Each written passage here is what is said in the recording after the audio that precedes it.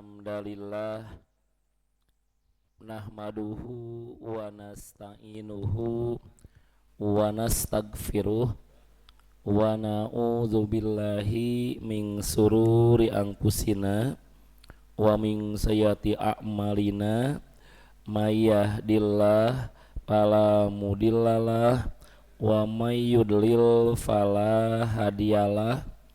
Asyhadu alla ilaha illallah wahdahu la syarikalah wa asyhadu anna muhammadan abduhu wa rasuluh amma ba'du. Bapak Ibu yang saya hormati, alhamdulillah di malam hari ini kita bisa bertemu lagi, bisa kajian rutin, dan di malam ini temanya mungkin agak beda. Kemarin bercerita tentang setan, takutnya jenuh Ibu ya, kita seling dulu.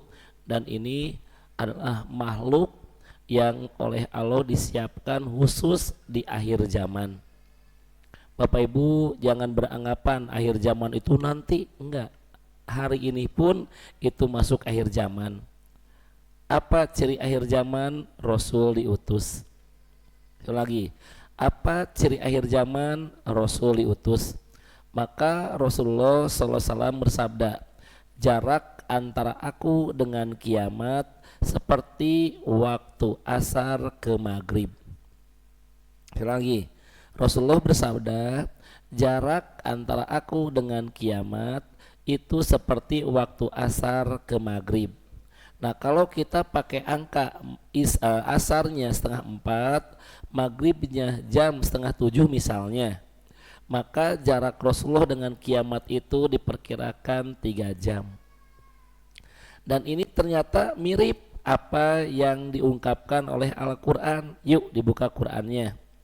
Quran suratnya 79 ayatnya 46. 79 itu surat An-Najiat, ayat terakhir, ayat 46. Ka'annahum yauma yarawnaha lam yalbasu illa asiyatan aw duhaha. Maka ketika manusia melihat hari kiamat, seolah-olah manusia itu tidaklah tinggal di dunia, melainkan hanya sebentar saja, yaitu hanya di waktu sore atau pagi. Nah, kalau kita berbicara sore, itu biasanya kita menyebut setelah asar sampai maghrib. Dan apabila kita berbicara mengenai pagi, itu biasanya kita menyebutnya naon Bu? Jam genep pagi sampai jam 8. Itulah yang kita sebut dengan istilah sore dan pagi. Berarti tidak akan jauh dengan 3 jam, sama apa yang diungkapkan Rasulullah. Nah Bapak Ibu, apabila kita sudah berbicara mengenai makhluk akhir zaman, salah satunya ada yang oleh Allah dipersiapkan, yaitu Ya'juj dan Ma'juj. Siapa ini? Manusia biasa. Hati-hati, bukan makhluk gaib, bukan jurig, bukan setan ataupun raksasa, enggak, manusia biasa, tapi karakternya merusak. Dan kata Rasulullah, bandingannya 1:1000. Kalau manusia kita seperti ini 1, maka Ya'juj Ma'juj 1000. Di mana dia berada? Nanti kita cek kata Quran ada di mana. Nanti saya dengan Airsan akan melakukan ekspedisi, ya. Insya Allah Airsan menjadi donatur, Bapak anu angkatna. Ya, hanya donatur, maka inilah yang akan berangkatnya. Tapi lamun teu balik deui teu tanggung jawabnya nya pan si modalan. Ya, nah Ibu, jadi kita akan coba di mana nih posisi ini adanya. Namun Bapak Ibu, Ya'juj Ma'juj oleh Allah diabadikan itu ada real nyata di Al-Quran surat Al-Kahfi. Namun sebelumnya kita cek dulu Al-Kahfinya nih. Bapak Ibu, dulu mah setiap malam Jumat kita itu selalu membaca Yasin. Ternyata diteliti oleh para ilmuwan, para ahli hadis, hadis mengenai tentang keutamaan malam Jumat membaca Yasin itu doib dan palsu. Alhamdulillah bergeser ke Al-Kahfi. Al-Kahfi lagi doib deh.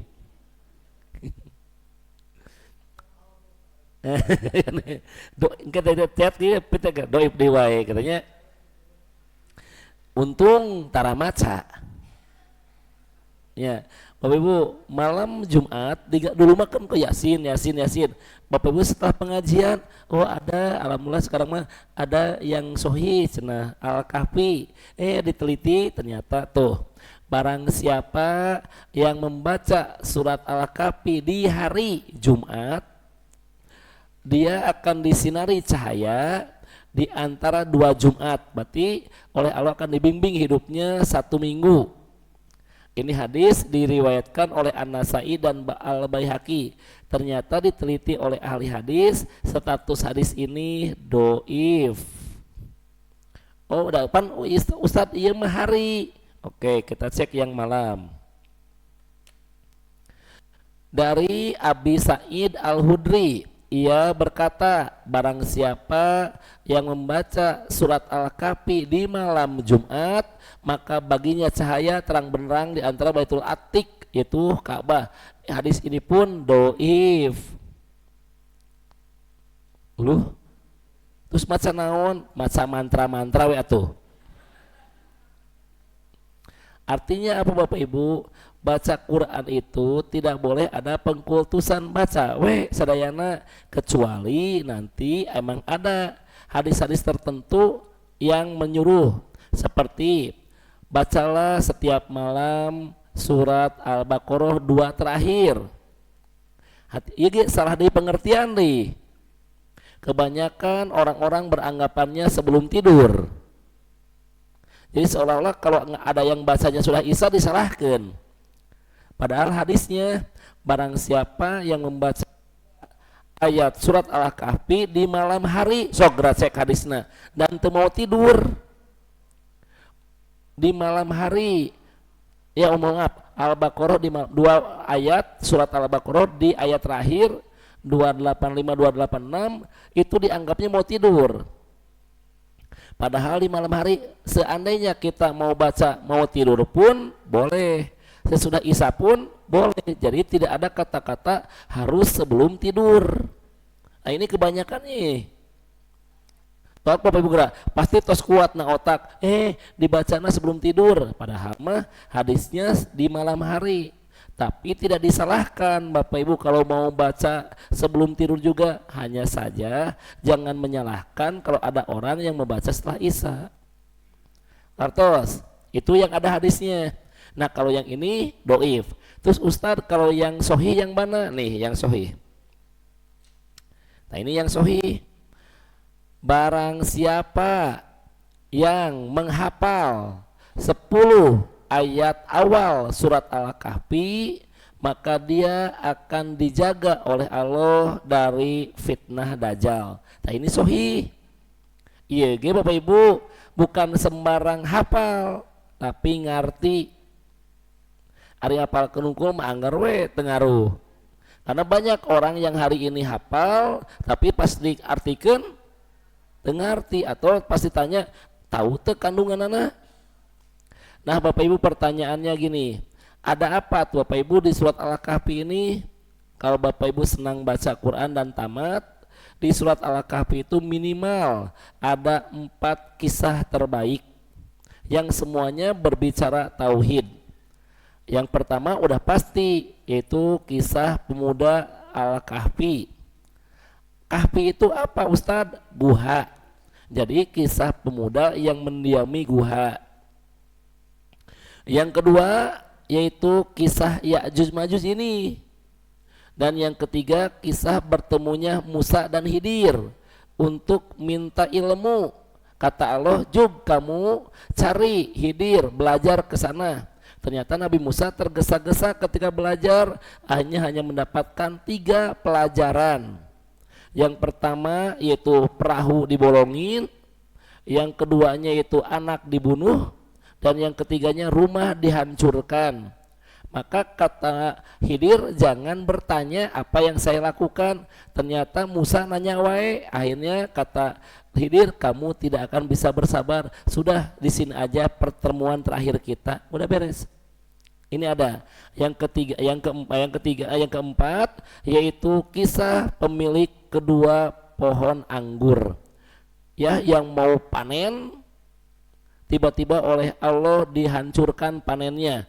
Mereka berkata, naon iya, karena mereka musyrik. Nah, itulah Ibu 4 kisah yang diabadikan di Al-Quran surat Al-Kahfi. Eta ge mun maca,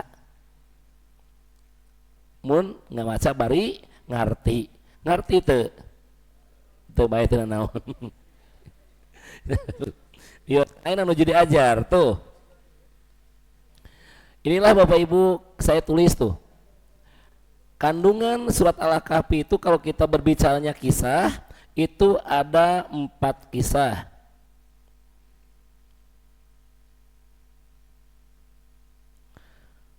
Tuh nanti kisah pemuda Al-Kahfi, kemudian kisah pemilik kebun anggur, kemudian yang ketiganya kisah Nabi Musa bertemu dengan Nabi Khidir, dan nanti kisah Zulkarnain. Nah, nanti kita cek yang menjadi misteri itu sebetulnya bukan Ya'juj Ma'jujnya, Bu. Zulkarnainnya yang menjadi misterius mah. Soalnya banyak yang menafsirkan Zulkarnain itu ada yang disebut dengan Iskandar Zulkarnain atau Zulkarnain the Great, banyak, atau the Cyprus. Jadi banyak penafsirannya. Nanti kita cek siapa sosok ini. Atas, Bu? Oke, siap. Nah, kita cerita dulu, Bu, sedikit biar ibunya paham. Surat Al-Kahfi itu diturunkan di Makkiyah. Hati-hati Bapak Ibu, Makkiyah dan Madaniyah itu tidak tertuju kepada tempat, melainkan tertuju kepada waktu. Di kita suka salah pemahaman. Mentang-mentang Makkiyah pasti kita menyimpulkan eta surat turun di Mekah. Lamun Madaniyah eta surat turun di Madinah. Enggak gitu, Pak. Ada surat yang turunnya di Mekah tapi disebutnya Madaniyah. Kenapa? Karena turunnya setelah proses hijrah. Ada nanti Al-Maidah ayat ketiga itu disebutnya Madaniyah. Kenapa? Karena turunnya setelah hijrah. Padahal turunnya di Mekah pas haji wada. Kan aneh. Untuk aneh, urang nawen teu apal. Karena Makkiyah dan Madaniyah itu tidak menuju kepada tempat, melainkan menujunya kepada waktu turunnya. Nah, Bapak Ibu mau saya terangkan versi lengkap atau mau nerangkan cuma ini aja? Kalau lengkap, Ya'juj Ma'juj mual tamat, baik. Oke, Bapak Ibu, ada pendapat yang menyebutkan bahwa surat Al-Kahfi itu turunnya ke Rasulullah ketika di sana ada Umar bin Khattab yang ditanya oleh orang Yahudi, dan Umar bin Khattab ternyata tidak bisa jawab. Akhirnya orang-orang datang ke Ali bin Abi Thalib, maka Ali menjawab dengan terang benderang. Nah, Ibu punten bisa eta latar belakang Al-Kahfi nu ceritana eta munculnya ti Syiah. Ini. Oh, Ibu banyak Pak ya teh. Tapi kalau yang riwayat yang sahih mah ini asal usulnya. Tapi Ibu nanti bakal ngecek bahwa seolah-olah Umar tidak bisa jawab, Ali anu bisa ngejawab total sadayana. Tapi sebetulnya lagi mohon maaf, lagi mengangkat Ali ngagejretkeun Umar. Pada waktu itu Umar yang lagi jadi khalifah. Seolah-olah Umar teh bisa ngejawab, para Umar teh jenius, Pak. Ali pinter luar biasa, Umar pun jenius, tapi teu aya eta sejarah teh dibuat-buat supaya menjatuhkan umat Islam. Oke, kita cerita ya. Kita akan cerita yang aslinya dulu, tinggal Ibu. Nah, surat Makkiyah kepada siapa turunnya? Orang musyrikin Arab yang ingin menghentikan dakwah Muhammad. Lihat Bu rumusnya. Kalau Bapak Ibu mau menjadi pegiat dakwah, yakini pasti bakal ada orang yang tidak suka. Rasulullah 0 sampai 40 tahun teu aya musuhna. Soleh sampai Abu Lahab aja berbesanan. Anak Rasulullah 2 dinikahkan dengan anak Abu Lahab. Ruqayyah Ummu Kulsum dinikahkan dengan anaknya Abu Lahab. Utbah dan Utaibah. Bakatku naon? Bakatku ingin bersama Rasulullah besanan bager. Teu aya masalah. Namun tatkala Rasul berusia 40 tahun diangkat dari Rasul dan mulai nanti dakwahnya sembunyi-sembunyi. Nah suatu saat turun surat As-Syu'ara, hei Muhammad, tuh beri peringatan kepada keluargamu, di dia baru banyak musuhna. Rumusna naon? Orang yang soleh berbeda dengan orang yang muslih. Muslih itu artinya memperbaiki. Ibu kalau sudah memperbaiki orang, maka akan timbul 2 respon, yaitu respon suka dan respon tidak suka. Bapak Ibu ngong adan ke masjid moal aya musuhna, paling aya nu muji. Ih meni kerennya si bapak eta ke masjid wae, tapi geungeureuhkeun jalmi anu gapleh. Ajak sina salat berjamaah, insyaallah aya respon, sok bersih, sok suci. Nges teu kudu nguruskeun urang, da ini sorangan we atuh, teu kudu riweuh hirup mah itu. Nah ini sama, ketika Rasulullah sudah mulai Bapak Ibu nerangin tentang agama-agama, maka bakal ada orang yang tidak suka, malah ingin memberhentikan dakwahnya Rasul. Salah satunya adalah orang musyrikin Arab dan nanti diponis oleh Rasulullah. Ini Pak.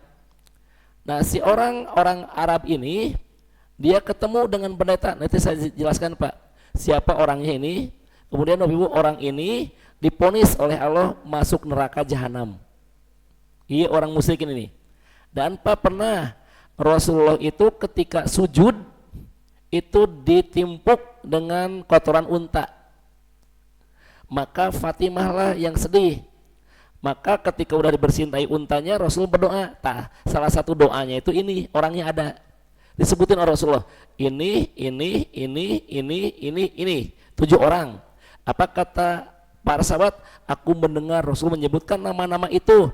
Ternyata semua nama yang disebutkan oleh Rasulullah itu mati di perang Badar. Salah satunya ini nanti ada yang mati itu. Siap lanjutkan Pak. Tuh, si kaum musyrikin ini bertemulah dengan rahib atau pendeta di kalangan orang Yahudi.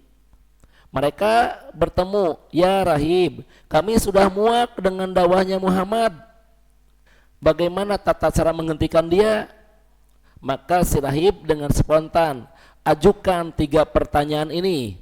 Kalau dia bisa menjawab, dia emang utusan Allah. Tapi saya yakin dia itu pasti pendusta dan tidak akan bisa jawab pertanyaan aku ini. Apa ya rahib pertanyaannya? Ajukan kepada dia 3 pertanyaan ini. Yang pertama, siapa pemuda yang berjalan di pagi hari? Yang kedua, tanyakan ke Muhammad, siapa orang yang berjalan dari timur ke barat? Kemudian tanyakan kepada dia tentang pendapat dia mengenai ruh. Jug pangnayakeun, moal bisa ngejawab.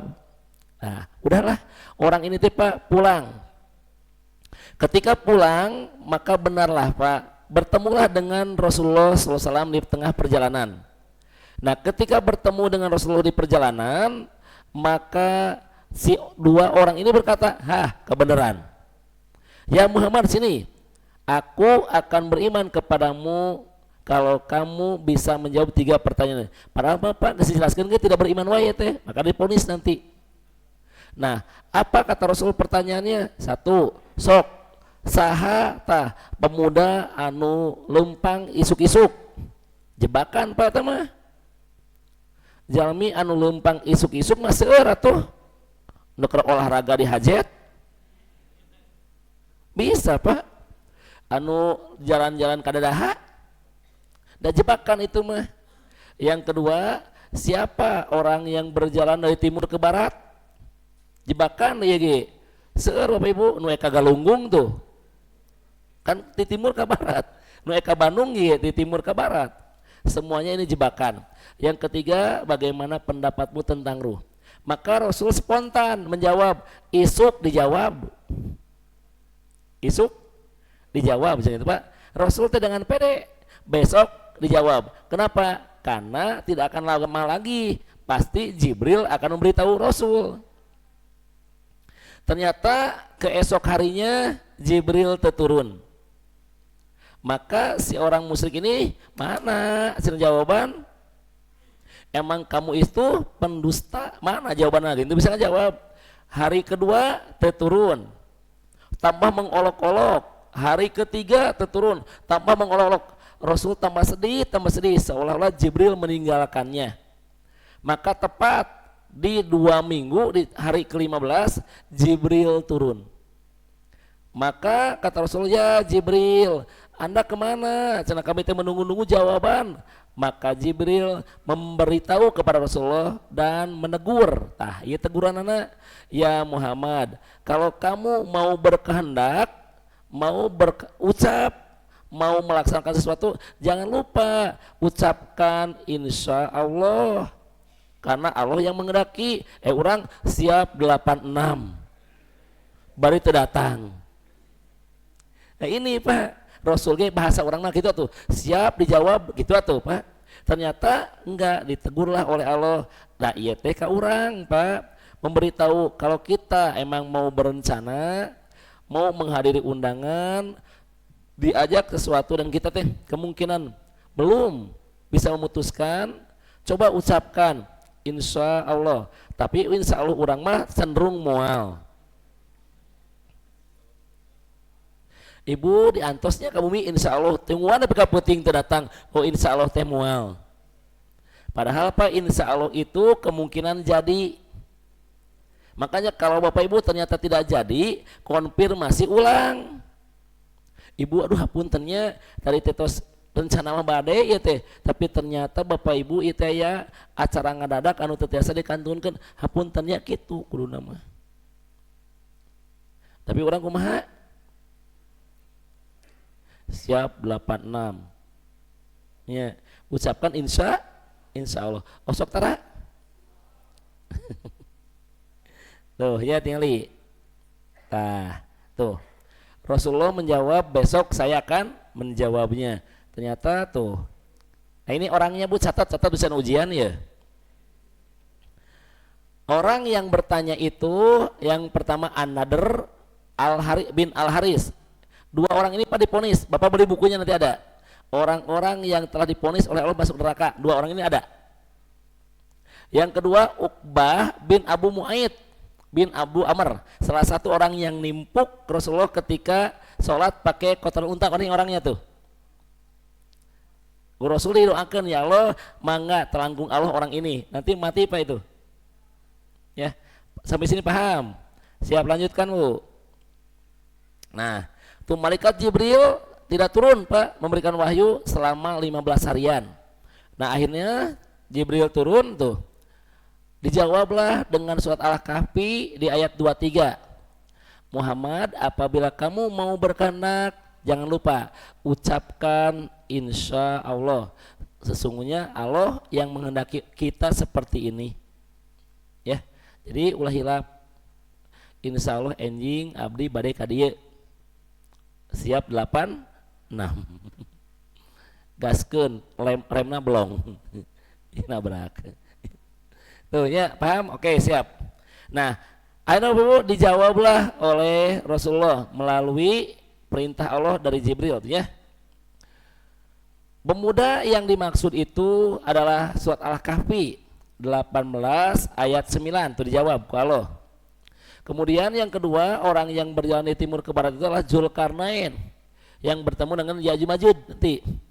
Dan yang ketiga, bagaimana pendapatmu tentang ruh? Dijawab, Muhammad, apabila ada yang bertanya kepadamu tentang ruh, jawab, Allah yang maha tahu tentang ruh.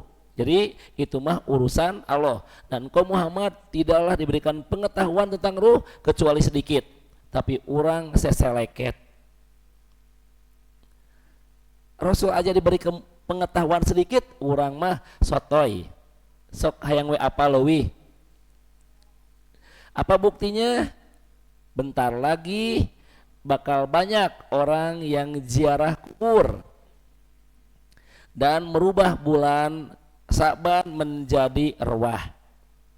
Rewah itu diambil dari kata ngareuah-reuah arwah. Dan ini diambil di sejarahnya di agama Cina, yaitu Samkau. Di agama Cina, dia mempunyai keyakinan arwah-arwah yang telah meninggal dunia itu suka turun ke bumi di bulan ke-8 Cina. Dan mereka minta disenangkan oleh penduduk bumi. Ketika dia datang, maka penduduk bumi ini menyambutnya dan dia bawa makanan yang banyak ke pekuburan. Maka kuburnya dibersihkan. Nah, pengaruh ini masuklah ke agama Hindu. Hindu bercampurlah dengan penduduk lokal, masuk menjadi agama kejawen. Nah, nanti agama kejawen masuklah ke kita pengaruhnya. Makanya di bulan Sa'ban maka bakal banyak orang yang ziarah kubur. Mereka datang kemudian ngebersihkan kuburan anak dan membagikan makanan-makanan kepada masyarakat. Ya ceritana. Padahal arwah yang telah meninggal dunia itu tidak akan balik lagi dan itu urusan Allah gitu atuh.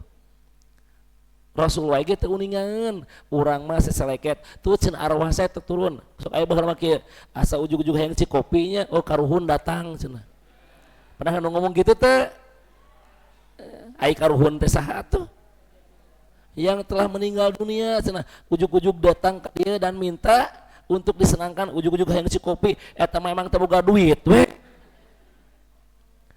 nu teu boga duit hayang ci kopi hayang pangmelikeun. Sip. Dan malam ini saya tidak akan jelaskan semuanya, tapi kita akan jelaskan di nomor 2, yaitu di Ya'juj dan Ma'juj. Nih. Sebelumnya, nah ini udahlah saya loncat. Nah ini Bu, lihat hadisnya. Kalau Bu Sedap.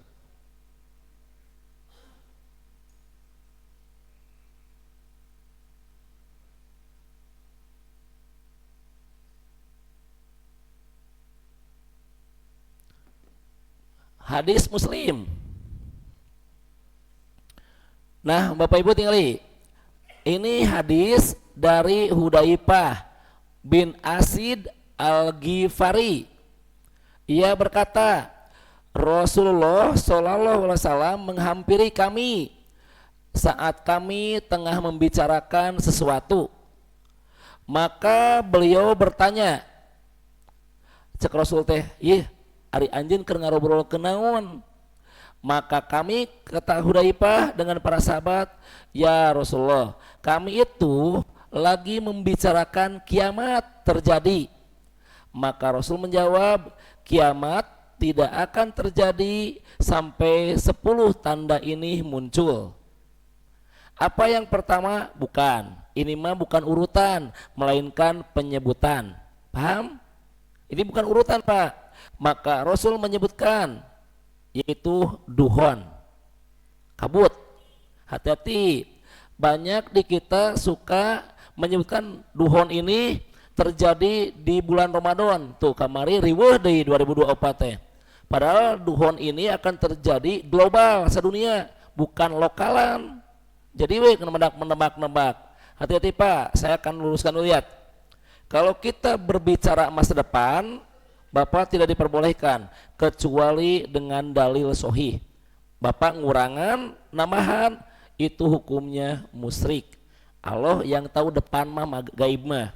Bapak ngurangan, terpercaya, padahal sahih riwayatnya, maka bisa jadi Bapak tidak beriman kepada yang gaib. Iya Pak, rada keeng nate kitu teh teh. Makanya kita akan berbicara yang real, yang sahih. Saya tidak akan menambah-nambah sieun Pak ya teh. Kenapa sieuna? Karena kita akan berbicara masa yang akan datang. Masa yang akan datang tidak diperbolehkan kecuali dengan dalil yang syar'i, yang jelas, yang sesuai.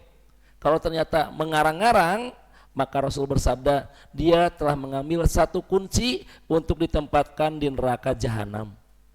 Eta Pak, makanya ulah apa ulah macam-macam teu aya dalil ulah sebutkeun aya dalil sebutkeun ieu powerna teh kartos kabut kemudian dajjal kemudian binatang di sini ada namina tuh dabah nanti kita cek siapa dabah ini sebenarnya kemudian terbitnya matahari dari barat yang kita kenal hari ini di timur apaan pasti atau datang pasti kiamat.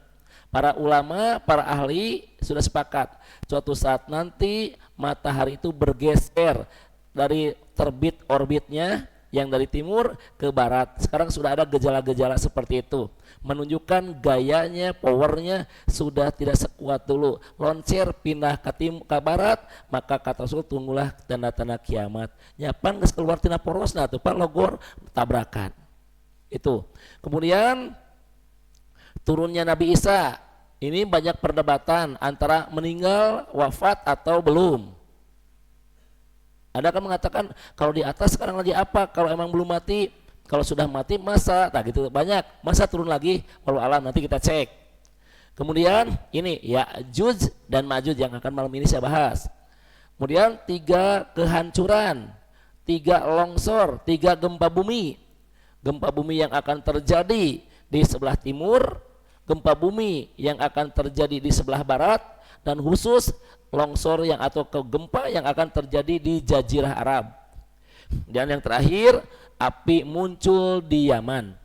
Setelah itu orang-orang pada takut semua dan mereka akan berbondong-bondong kabur kemana? Ke daerah yang aman yang mereka yakini yaitu Palestina. Ternyata di langitna belah kiamat. Itulah tos cukup sakitu. Tos beres. Kunaon cicing wae. Itulah penyebutan ini bukan urutan. Bapak Ibu yang akan dibahas versi Quran dulu. Ya'juj dan Ma'juj. Nih.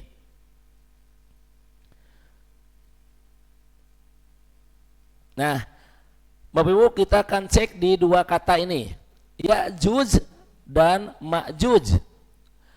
Kalau kita berbicara di bentuk kata maka nanti ayat tulisannya ada 2 ayat yang tanpa curak Ya'juj Ma'juj nah gitu ayat Ya'juj dan Ma'juj tulisnya. Kemudian tata cara penulisnya nih tuh Bapak Ibu Ya'juj dan Ma'juj Ajuju wa Ma'juj itu tulisannya awalnya atau Ma'juj Ya'juj itu. Kalau yang tadi mah hamzahnya dimatikan Ya'juj Ma'juj paham. Kalau yang bawah mati Ya'juj Ma'juj bedanya ternyata para ulama mah itu terus dibedakan Pak tuh Ya'juj Ma'juj bermakna 2 umat atau 2 kabilah yang hidup di belakang tembok penghalang yang dibangun Zulkarnain. Tembok ini tidak gaib alias ada real nyata. Kan Nabi ayo ngomongkan Nabi Zulkarnain ada juga Raja Zulkarnain. Nah, Zulkarnain ini Bapak Ibu real ngomong gini. Hei penduduk, tolong ambilkan besi.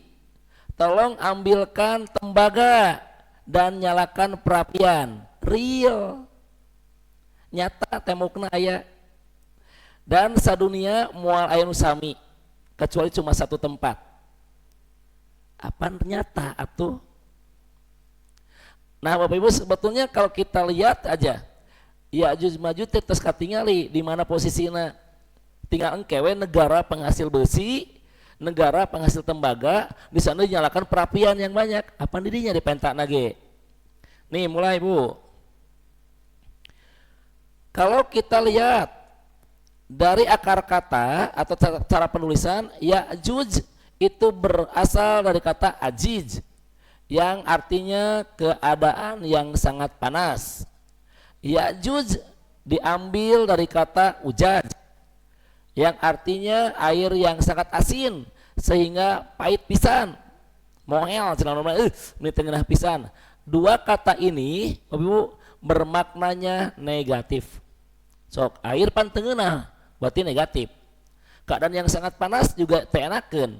Menunjukkan dua-dua ini maknanya pun tidak positif alias negatif. Berarti dua makhluk ini berperilakunya pun negatif bukan positif. Atau ma'jud itu berasal kata ma'aj yang artinya satu kelompok yang bingung, yang apal arah kudu kumaha. Nah, kesimpulannya dari tiga kata ini semuanya bermakna negatif. Berarti Ya'juj Ma'juj tidak akan hidup di dunia kecuali negatif perilakunya. Tak gitu atuh. Sampai sini paham? Oke, lanjutkan Pak. Kita cek dari sini. Nah, Ustaz jadi kadieu, nah emang di dia asal usulna ge. Bapak Ibu hati-hati bisa salah paham. Huruf Q itu lain Q sebenarnya mah. Alaihi salam eta teh ngan teu kabaca. Ponnya atuh. Bisi nah, Adam Q kunaon itu? Bukan Bapak Ibu, itu teh ponnya enggak kebaca ku Arab karena kan bisi Bapak Ibu ketengarti ujug-ujug naon Q gitu atuh ya teh. Itu teh alaihi salam, cuma bahasa Arab gak diganti pon enggak kebaca, tak gitu atuh. Lain teu kabaca. Paham? Oke. Nabi Adam mempunyai keturunan yang bernama Syit. Syit mempunyai bapak mah ada apalna Qabil Habil lah tuh dah. Ya. Mempunyai keturunan yang bernama Syit. Syit mempunyai keturunan bernama Anwas. Anwas mempunyai keturunan Korin. Konin ya, mohon maaf Konin. Konin mempunyai keturunan yang bernama Mahlayil. Mahlayil mempunyai keturunan bernama Yarid atau Yarad. Yarid mempunyai keturunan bernama Khonuk, nama aslinya Nabi Nuh, nama Nabi Idris. Kenapa disebut Idris? Karena senantiasa belajar Idris. Kemudian Idris mempunyai keturunan yang bernama Matwasalah. Matwasalah kemudian mempunyai keturunan bernama Lamik, dan Lamik mempunyai keturunan yang bernama Nabi Nuh. Ini saya ambil kisah ini dari Ibnu Katsir. Naminage pendapat bisa benar bisa salah, tapi yang pasti Nabi Nuh turunan ti Idris, turunan ti Nabi Adam, itu yang pasti. Paham? Bapak Ibu terpercaya juk tiangan sorangan. Kalau saya yakin aja, kenapa cuma maca peroge penambah-nambah wawasan. Nah, dari Nabi Nuh ini ada hadis sahih. Jarak dari Nabi Adam ke Nabi Nuh adalah 10 abad, 1000 tahun. Berarti dunia teh geus kolot Pak ieu teh. Da urang mah ti Nabi Isa 2000 mah tuh. Hati-hati Pak. Umur dunia mah lain 2000. Ti Nabi Adam ka Nabi Nuh wae geus 1000. Ti Nabi Isa ka urang di eta ge prediksi 2000 genep ayeuna buah umur lagi seberapa ribu walau alam ya. Tuh, teruskan. Nah, dari Nabi Nuh ini, tuh, udah tadi ya ini, tuh 1000 tahun, 10 abad. Punya anak 4. Yang pertama Yam, yang kita kenal dengan istilah Kan'an. Nama asli nama yaitu Yam. Dan dia lahir di daerah Kanaan. Orang sok nyebut si Kan'an. Nah, Bapak Ibu kayak tuh Imam Al-Bukhari. Bukhari itu satu tempat di Uzbekistan, daerah Bukhara. Ulama ini terkenal, dia mengungkapkan, ditanya, "Anda dari mana?" "Kami dari Al-Bukhari." Untuk menyebutkan nama tempat A berubah jadi I, depan pakai al. Dulu udah diterangkan di sini. Saya tinggal di mana? Di Al-Mangkubumi. Enakeun Al-Mangkubumi. Iya, Al-Panjing kiri teh enakeun, Pak. itu teh enakeun. Al-lengkongi teu ngeunaheun eta teh. Tasik bisa at-tasiki. Al-Minangkabawi enakeun tuh. Al-Indonesi enakeun. Al-Cikrubuki alah geuleuh eta mah ya. Al-Cimuncangi geuleuh eta kumaha maksudna. Ya. Nah itu. Nah kemudian anak yang kedua Sam. Anak yang ketiga Ham. Anak keempat Burger cenah ya. Bukan Yapis. Ya. Nah, Yam mati diterjang banjir. Yang di Al-Qur'an di surat Hud. Ya anakku cepat-cepat ikut karena perahu. Eta moal apa? Aku akan berlindung ke gunung. Gak akan mungkin ini banjir sedikit gunung. Ternyata air tambah meluap. Akhirnya Kan'an mati ditenggelam oleh banjir. Sisa 3. Yam mati berarti Sam, Ham, Yapis. Nah ada penelitian, ada yang mengatakan inilah keturunannya. Ini prediksi dari keturunan-keturunan, bukan keyakinan, melainkan prediksi. Percaya pek henteu bae. Ya. Anak yang pertama Gomer. Dari anak siapa ini? Yapis. Yang kedua, nah ini Ma'juj di sini. Dan ketiga Madai. Yang keempat Yavan. Yang kelima Tubal. Lain Tumal. Tubal. Kemudian Masa sih itu. Masa ya. Kemudian Tiras. Dan yang ketujuh Tiras. Nah lihat Bu. Dari Gomer diprediksi nanti keturunannya ada salah satunya katanya Indonesia. Nah, ulah dipercaya prediksi bisi hayang ti Nabi Adam. Nah dari Gomer Indonesia katanya ada Kamboja. Ternyata orang teh jeung Yajuj Majuj teh sepupu. Ya, sepupu jauh kan itu. Nah kemudian terlihat dari Ma'juj ini Bapak Ibu akan muncul bangsa Cina. Makanya Rasul hati-hati bisa salah paham dari dia teh. Rasulullah mengatakan ciri-ciri dari Ya'juj Ma'juj teh sipit. Pasti ngomong geraya. Gus Pugu ulah wakang ngomong eta. Bisa salah. Kemudian wajahnya seperti tameng dilapisi kulit. Oke. Gitu ya. Ieu na kieu bari kita kieu. Dibayangkeun geraya. Nah pasti kadinya ada. Nah itu ya. Kemudian tuh Madai bangsa Iran Ukraina. Berarti Indonesia teh nya ibu pun terserap. Jadi orang teh ulah sok berbangga abi mah cenah turunan ti Ismail geuning lain. Ya pan aya ngobrol kan Sarah itu kan Bani Israil. Lamun Hajar itu kan Ismail bangsa Arab. Ibu hayang turunan tesa ti abi mati Ibrahim tisa ti Hajar pek teh eueuh di dieu. Ya. Mohon maaf apanya diteliti ke para ilmuwan, para nabi itu nggak di sini datangnya dari Sam. Nabi itu dari Sam. Nanti Sam nanti punya anak Iram tuh. Iram nanti punya anak 2, Amir dan Aus. Aduh Aus lain Haus. Nah dari Aus ini nanti turun bangsa Arab. Nanti turun Nabi Hud. Nanti dari Amir turun Nabi Soleh ke Hanaf, terus Nabi Ibrahim. Tuh Tisam. Ya berarti bukan ti Yapis. Nah Yapis ini diprediksi sinilah. Berarti Ya'juj Ma'juj teh jalmi biasa. Tapi sifatna ngaruksak kata siapa? Quran. Al-Kahfi selain hadis deui ieu mah. Lanjutkan. Nah ini nilai Ibu, ada yang mengatakan Ustadz atau siapa Nabi siapa Ya'juj Ma'juj ini? Ini asal usulnya Bu, di sini ayatnya.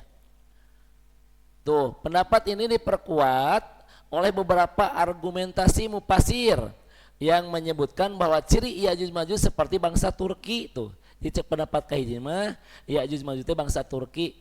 Turki teh naon Bu? Turunan kidul cenah teh nya. Anes, ditinggalkan. Turki teh artinya ditinggalkan. Naon madagong cenah kitu baheulana madagong geus nu kumaha diajak ulin kayak itu adalah bahasana teh. Nah, Bapak Ibu, kemudian tuh difirmankan, "Hei bumi, telanlah airmu." Dan hei langit, hujan, berhentilah. Tapa ningali orang luar negeri mah Pak ningali ayat ieu diteliti. Urang mati iswae. Bodo amat teu ngarti. Dah hebat Pak ayat kieu ningali. Hei bumi, telan. Jadi kayak lep. Untuk hei bumi buang airmu kata Tasikmalaya. Jadi banjir di Tasikna. Untuk itu bahasana telan. Lep tuh ayatnya lebih kaina. Nah Pak aya ilmuwan dia sampai mengeluarkan jutaan dolar untuk membuktikan cik apakah ada nggak air purba. Dia ngebor Pak ke perut bumi, dibor dan dia ternyata punya kesimpulan saya mendapatkan air dengan debit yang sangat tinggi dan diprediksi air ini tidak tercampur dengan air masa kini, tapi diteliti ya air purba. Nah si peneliti ini menyimpulkan jangan-jangan ini dunia pernah tenggelam oleh air. Nah diteliti ku sejarah ternyata dunia ini pernah tenggelam oleh air di banjirnya Nabi Nuh yang menenggelamkan Ka'bah. Jadi banjir sadunia, nah airnya kalau telan, taya tepat cairna teh teleungit, lebih kaya naya dengan debit yang tinggi dan dengan kualitas air yang bukan hari ini. Nah, batur mah lebih kadinya penelitian ayat ieu teh. Hebat Pak Al-Qur'an mah. Mujizatna teh teu habis-habis. Ai urang kumaha? Urang mah cukup we nya telan geus beres. Geus we apal teh telan. Akhirna Ibu kumaha? Maka kapal Nabi Nuh ini berlabuhlah di Bukit Judi. Ada yang menyebutkan Bukit Judi itu di dekat perbatasan Irak dan Turki. Akhirnya gitu. Makanya disebutlah bangsa Turki pendapat pertama mah. Apa kata Allah? Hei Nuh, turunlah kamu dari bukit itu. Turun mencari kehidupan baru lagi. Diprediksi 350 tahunan kehidupan Nabi Nuh setelah banjir bandang ini. Nah, ngobring Bu berkelompok mencari kondisi bumi baru. Di sini posisinya. Anak-anak Nabi Nuh yang 3 itu teh di sini posisinya. Nah, menyebarlah dari sini, Pak. Kartos. Makanya muncul pertanyaan, Ustad ari anu dipayun teh naha hayam naha nog hayam. Nu dibawa ku Nabi Nuh lagi hayam. Apa caweh Qur'ana tuh? Bawalah hewan sepasang-sepasang. Henteu bawalah jeung naugna henteu. Makanya tosnya pertanyaan eta clear. Hayam heula, meskipun hayam tina terus kajawab hayam lah. Dan Nabi Nuh ge mawana naon? Hayamna. Nu kadua, Allah pun menciptakan makhlukna heula, Adamna heula, henteu naugna heula. Henteu benihna. Nu ayeuna benihna mah baheulana mah makhlukna heula. Tos jelas? Tos berarti sampai ka nog hayam. Lanjutkan Bu. Tuh. Nah kemudian Bapak Ibu, Yapis dan anak-anaknya suatu saat menikah Bu, banyak masuk ke daerah Eropa sekarang. Nah di sana terjadilah kawin silang. Itu Bu ceritanya yang nanti akan menghasilkan tadi di sini adanya. Nah di dia ayatna tuh di jero ya Ma'juj kan nama orang awalnya anakna. Tak terjadi kawin silang yang nantinya akan menghasilkanlah bangsa Ya'juj Ma'juj. Berarti ini teh naon? Orang biasa. Bukan raksasa. Mas Rasulullah ningali perawakan madatu badag-badag teuing atuh. Tapi ieu sifatnya ngeruksak, Pak. Ruksaknya luar biasa. Yang diruksak oleh ima ekonomi. Minum air Pak, itu habis semua si sungai teh. Ieu teh Pak kiasan. Artinya dia kalau singgah di satu tempat dia akan merusak dan menghabiskan semuanya. Tak gitu atuh. Ah bodo amat teh, barang siapa yang menghalangi kata dia dihabisi. Makanya ketika terjadi di zaman Nabi Zulkarnain berkata, ya Zulkarnain, abi teu bisa hirup di jalan kieu mah, tolong bentengi kami, halangi kami dengan dia. Maka Zulkarnain berkata, sok bantuan kami gitu atuh. Ieu teh bangsa, bukan satu orang. Makanya ayeuna teh dia teh ingin keluar terus, Pak. Lamun ieu terus keluar, kata Rasulullah, siga nyiruan datangna gitu tah. Bakat ku seueur jumlahna, dan kalau sudah berbaur maka bangsa ini merusaknya luar biasa dan akan dimatikan semua manusia ku ieu mah. Terus Pak, ieu keluar mah apa yang tidak setuju dengan anggapan dia atau pendapat dia paehan we Pak. Nu penting naon tujuan dia tercapai. Saking sombongna Pak bangsa ini, kami telah mengalahkan bangsa bumi dan kami hari ini akan mengalahkan bangsa langit ini Pak. Urang perangannya malaikatnya yang gitu Pak. Maka Allah nanti akan mengirimkan tentaranya berbentuk ulat, dan ulat dia lawan lagi ieu mah. Ya. Lanjutkan Pak. Tuh. Ada juga tadi yang mengatakan Ya'juj Ma'juj ini berasal dari bangsa Turki yang artinya ditinggalkan. Ini saya ambil tuh sumbernya bisa dilacak dari Bidayah wa Nihayah karya Ibnu Katsir. Terus Bu, tinggali Rasulullah bersabda, sesungguhnya Ya'juj Ma'juj itu keturunan Adam tuh jalmi. Dan sesungguhnya jika mereka diutus artinya keluar dan berbaur dengan manusia, niscaya mereka akan merusak kehidupan manusia ini. Dan tidaklah salah seorang dari mereka mati kecuali meninggalkan 1000 keturunan. Tuh, mau dipaehan hiji datang 1000. Itulah, dan sekarang dia lagi terperangkap di penjara di sebuah benteng di dunia ini. Namun iya geus keluar, berarti dunia teh sebentar lagi sudahan. Udah beres kalau ini sudah keluar mah. Sok Bapak Ibu ek dijaga moal bentengna, namun dijaga lila keneh kiamat. Mun geus jebol, ieu keluar berbaurnya tidak akan lama lagi. Makanya persiapkan untuk kehidupan masa yang akan datang yaitu kiamat. Tos nyiapkeun naon? Urang teh kanggo uih ka Allah. Da ieu da intina, da bukan ieu Pak intina mah tuh. Nah da ieu mah pasti terjadi kenukaran ieu mah dan pasti terjadi lagi dunia teh hancur. Ieu mah kronologis kejadian hancurna jika kieu kita tuh. Yang Bapak harus khawatirkan mah bukan kronologis iya Pak. Yang Bapak harus takutkan mah ketika dunia ini sudah hancur, Bapak Ibu sudah siap dengan hisaban di akhirat eta. Dan ini pasti Pak terjadi kehancuran dunia mah. Cuma kronologisnya kudu ieu heula, bodo amat eta mah Pak. Yang penting Bapak di akhirat, Bapak sudah siap nggak dengan pertanggungjawaban amal di akhirat? Tuh, repehnya. Nah mending ngebahas setan we. Nah, ieu apa ayatnya, lihat orang bacakeun nah ayatnya. Ayat tentang Ya'juj dan Ma'juj. Quran surat Al-Kahfi ayatnya 83 sampai 91. Mereka akan bertanya kepadamu Muhammad tentang Zulkarnain. Katakanlah Muhammad, aku akan bacakan kepadamu cerita tentang Zulkarnain ini. Sesungguhnya kata Allah, kami telah memberikan kekuasaan kepada Zulkarnain itu di muka bumi ini. Dan kami telah memberikan kepada Zulkarnain ini jalan untuk mencapai segala sesuatu. Artinya ia raja hebat luar biasa.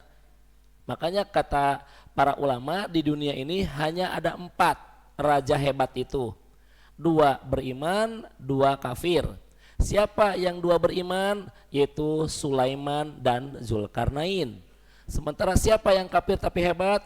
Yang pertama Namrud, nah kamari kan incuna iya di dia. Ya, kamari udah dibahas kan? Ya, yang keduanya yaitu Nebukadnezar, dalam bahasa kitanya adalah Bukhtanasir. Itu raja bengis yang memporak-porandakan dunia, salah satunya adalah memporak-porandakan Palestina, Bukhtanasir atau Nebukadnezar. Nah, si Firaun mah teu asup, meskipun pika sebeleun teu asup, nu raja hebat mah eta. Lanjutkan Bapak Ibu. Maka dia pun menempuh suatu jalan hingga apabila dia telah mencapai sampai ke tempat terbenam matahari, berarti dia berjalan di timur ke barat.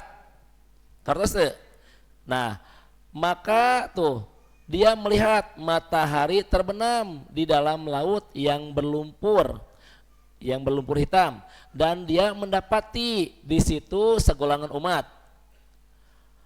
Maka kami berkata, wahai Zulkarnain, ieu teh ketemu jeung masyarakat, Bu. Masyarakat berkata, wahai Zulkarnain, kamu boleh menyiksa atau berbuat kebaikan terhadap mereka.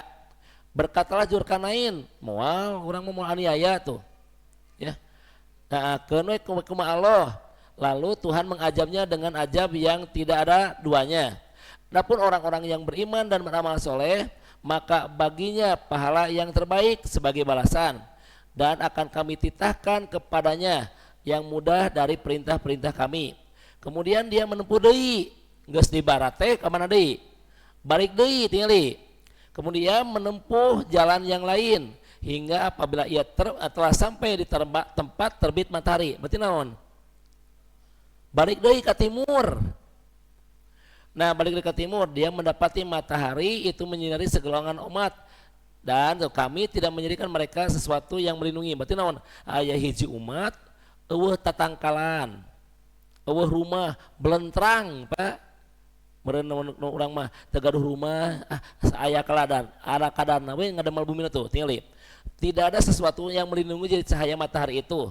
Demikianlah sungguh ilmu Allah meliputi segala yang ada padanya. Lanjutkan.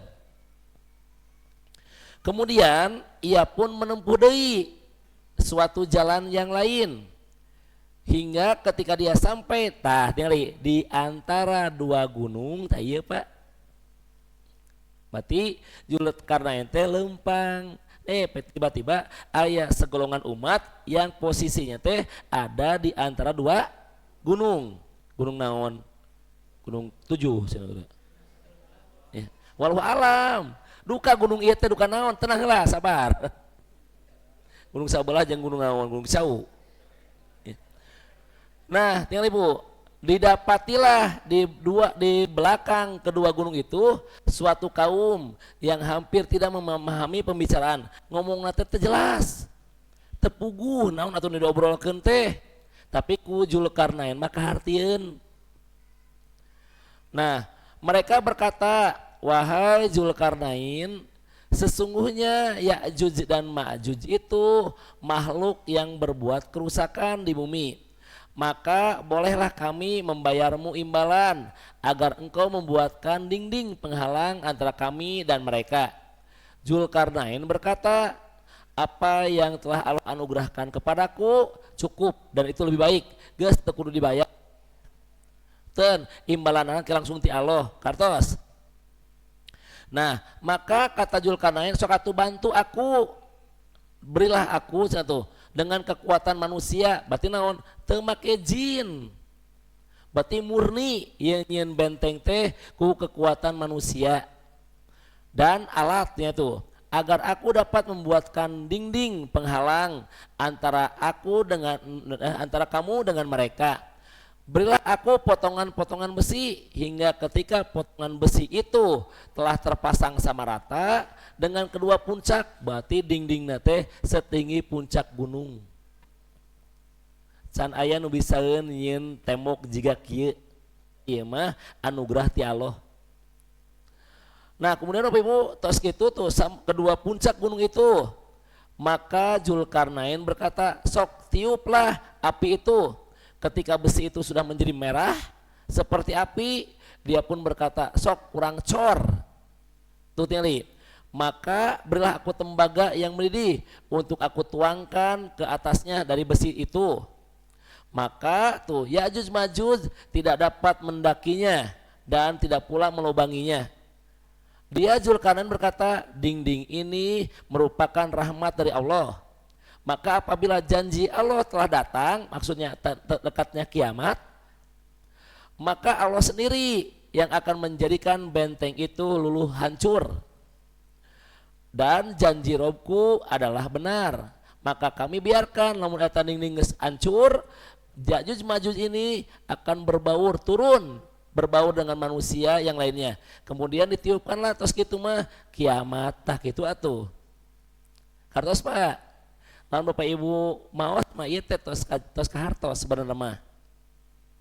Berarti posisi ieu kondisi umat teh kahiji ngomongna tepuguh. Ieu teh posisina teh. Nu kadua si posisi kaum ieu teh posisina deket dua gunung. Dan nanti bakal aya hiji benteng anu ieu benteng teh luhurna satinggi puncak gunung. Anu dibuatna ti beusi jeung tembaga tak kitu atuh. Nah, Bapak Ibu, maka di belakang dua gunung ieu teh Ya'juj Ma'juj berada. Ke belakang dia tidak akan bisa turun. Jurang anu basak matak mematikan dia. Dia hanya bisa keluar teh melalui yang tembok yang di tembok ini.